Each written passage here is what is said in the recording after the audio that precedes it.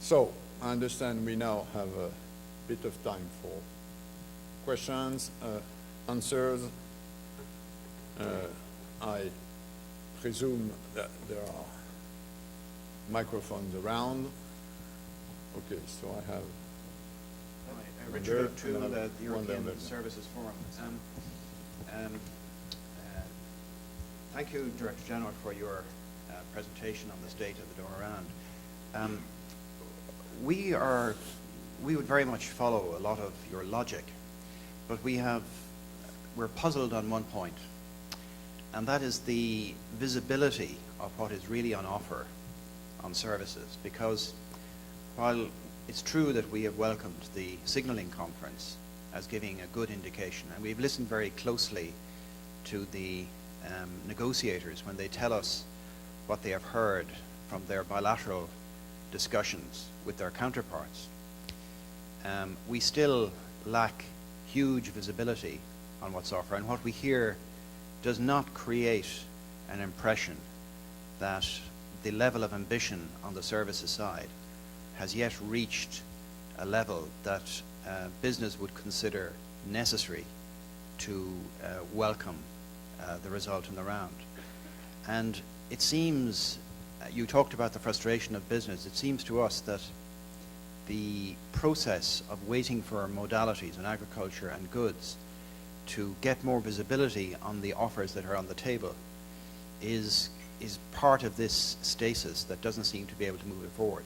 How can we, is there a way we can move beyond the sequencing issue to get more visibility on the offers, and so that there can be a more of a clear vision of what the true commercial benefits of the services offers, what that can be?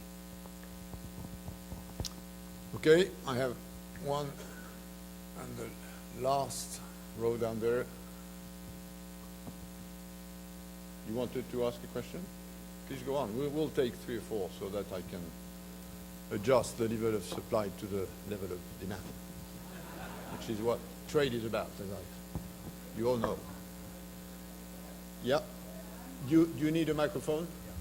Okay. Could you provide a microphone to this lady, please? Yes. Okay, great. Good. Good morning, Mr. Director General. Your message was clear that the timing of the... Sorry, can you, so that everybody knows, give us your name and... Okay. I'm Jutta Hennig from Inside U.S. Trade. I'm wondering, your message was clear in terms of the timing of the final offer still being open. But what do you see could happen by the time of modalities for NAMA and agriculture in services? A paper perhaps elaborating the commitments at the signaling conference, or when, or what could we expect at that time that would give some clarity of where services is heading? Mm-hmm.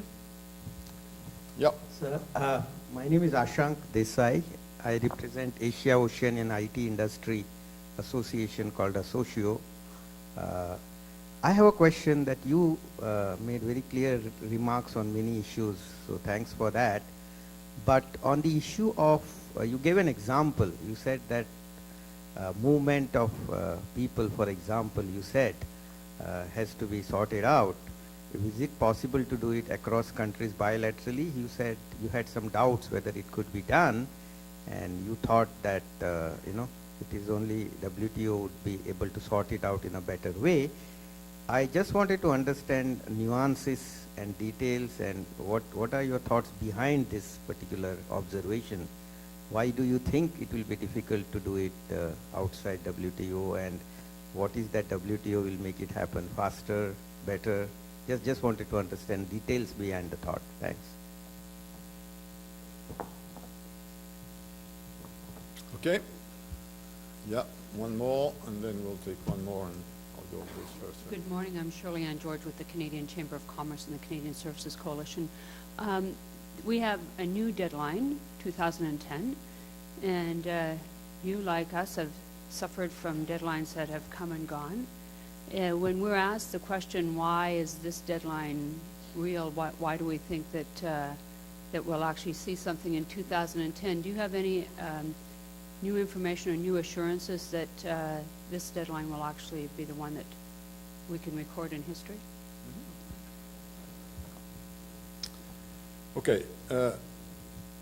Question by Richard O'Toole. I understand this frustration by you in that what's on the table at this stage of the services negotiation, which as we know works by request and offer, is not yet that clear, so that your own capacity to assess the value, how much of the existing water is locked in, how much more than that do people accept. I understand this. Now, it stems from two sources, in my view, one of which we cannot help, which is that services negotiations still are based on request, offers, sector mode. So it's inevitably a very complex matrix. I'm all in favor, and I'm pushing for something which in the future would be a better representation of how much an economy is open in terms of services. And you know we're working with the OECD on this in a sort of economic research way, but it will take time. So for the moment, we have this medieval technology, which was the way tariffs were negotiated in the 1950s, and which still remains on services. And again, this is inevitable, but understanding a matrix with lines and columns inevitably is complex. The second source where things can improve is tactics. One of the reasons why your negotiators at large are not very clear about exactly what's on the table is that they want to keep their cards as close as possible to their chest. The sort of basic rule being that once you show a card, it's pocketed, and you're not that sure that your partner is going to do the same thing simultaneously, which is, by the way, why the final round of requests and offers has so much importance. So, the real practical question is, can these be relaxed? Can they be confident enough between themselves that there's going to be no cheat? And this is a question of ambience, and that it relates to the question of the link with agriculture and industrial modalities. In many ways, scheduling in agriculture, scheduling in industrial tariffs, scheduling in services is very much the same thing. And we all know that at the end of the day, the legal commitments have nothing to do with modalities. What will be at the end of the day legally binding is the schedules. So, the real question is, what is the link, what's the sequence between scheduling agriculture, tariffs or subsidies, scheduling industrial tariffs, and scheduling services commitment? That's the real question. Now, for the moment, you have two positions on the table. One camp that says Hong Kong